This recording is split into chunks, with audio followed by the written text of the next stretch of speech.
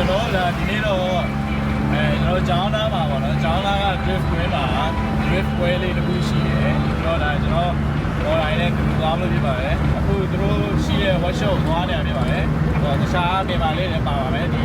မြန်မာတွေပဲပေါ့နော်ကျွန်တော်တို့ချက်လိုက်ခဲ့ပါ go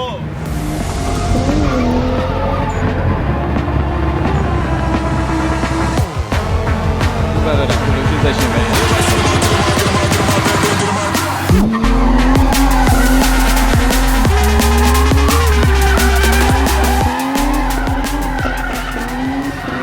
workshop တော့ရောက်ပါပြီ။ဒါကျွန်တော် E30 ပေါ့နော်။ရှေ့မှာ E46 ဒီကတော့ဒါ E36 ပါ။ဒါ drift wheel ဆင်နေပါနော်။ဟိုရှေ့ကတော့အမှန်တော့ E46 နောက်မှာတော့ဒါကျွန်တော် E30 ပေါ့နော်။သူတို့နှစ်စီးကတော့ဒါဝင်ပြီးတော့လဲပါပါ။ကျွန်တော်ကတော့မလဲတော့ပါဘူး။ကကျမ်းမိုင်မကောင်းအောင်ပေါ့နော်။သူတို့ကတော့ Megan ဆင်တာအောက်ပိုင်းနေစင်တာပဲရှိုးလိုက်မှာကျွန်တော် concept ကိုဆက်လိုက်ထဲတယ် break တွေဆိုတော့ပြန်လဲတာပေါ့နော်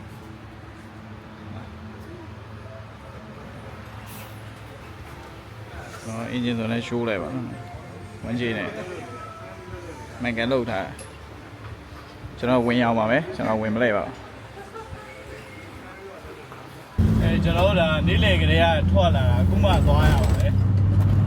ဟိုတကယ်ဝင်မောင်းမဲ့ကားမပြီးဘူးဖြစ်နေတာပေါ့နော်မောင်းလို့မရမဲ့ကားတွေကတော့ပြီးရမောင်းရမဲ့ကားတော့မပြီးဘူးဖြစ်နေ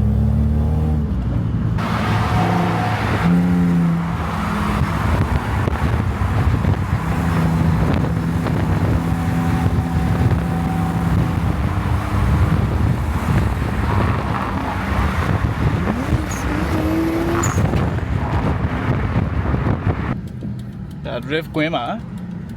တော့ကွင်းရဒီမှာတစ်စီးသားနှစ်စီးသားတော့ရှိတယ်ပေါ့နော်ဒီမှာလှည့်နေလူတွေတော့ရှိတ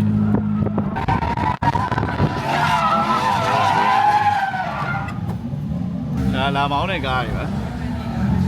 အများကြီးပဲတော့ရှိပါတယ်မသိဘူးဘယ်သွားမှမသိလို့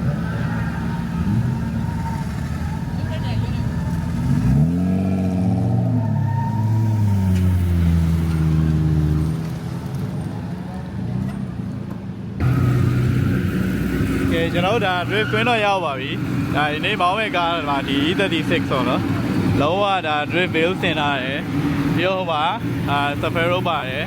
ကျွန်တော်ကားကတော့ကြောင်ပြီးတော့ E46 လည်းပါတယ်ပေါ့နော်၄စီးလာပါထဲမှာလဲနေပါ Safari တော့ရှိတယ်ဟိုမှာမြင်ရလားတော့မသိကျွန်တော်ဒီမှာမောင်းနေကြပြီပေါ့နော်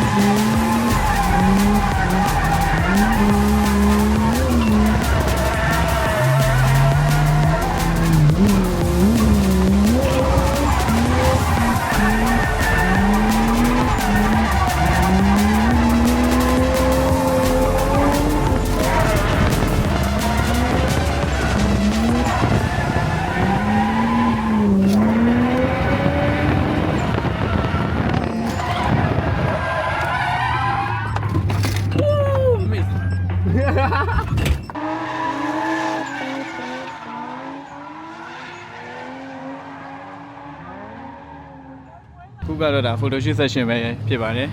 ဒါ F30 F30 E30 E46 E36 ဥပမာ Safari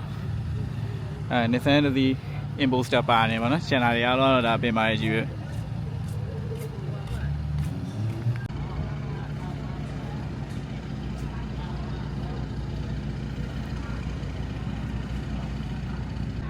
ကဲဒီနေ့အတွက်ဒါဗီဒီယိုကတော့ဒီလောက်ပါပဲ